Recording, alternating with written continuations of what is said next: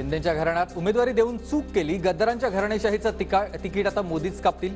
घराणेशाहीच्या मुद्द्यावरून उद्धव ठाकरेंचा निशाणा।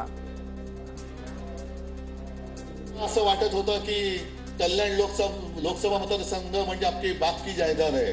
काही वेळेला निष्ठावंत शिवसैनिकांना नाकारून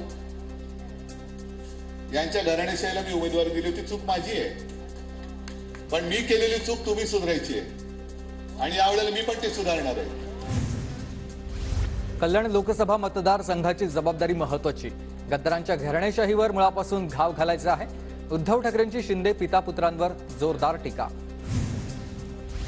उद्धव ठाकरे स्वतःच घर अबाधित त्यांचं स्वतःचं ठेवू शकले नाहीत, तर ठाकरे स्वतःचा पक्ष खासगी कंपनी समजतात, सहकाऱ्यांना घरगडी समजतात, म्हणून त्यांची ही अवस्था।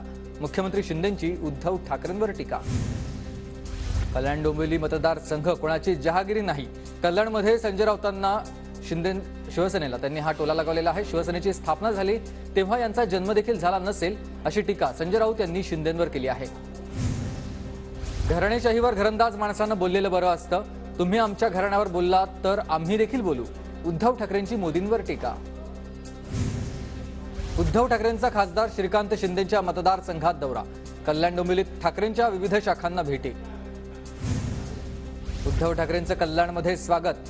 हे दौरे आधीच केले असते तर परिस्थिती वेगळी असती। देर आहे दुरुस्त आहे। श्रीकांत शिंदेंचा उद्धव ठाकरेंना टोला।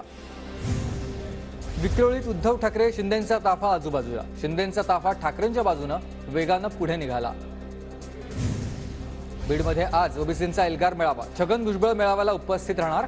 मेळाव्यातील भुजबळांच्या भाषणाकडे सर्वांचंच लक्ष लागलंय।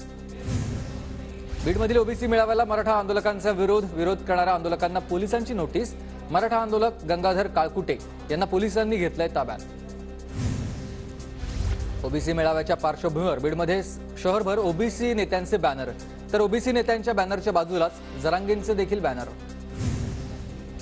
आरक्षणाबाबत ज्यांचा अभ्यास नाही असे नवीन नेते निर्माण झालेत, त्यांना आरक्षण म्हणजे गरिबी हटावचा कार्यक्रम वाटतो, असं नेते सध्या रान पेटवण्याचं काम करतात।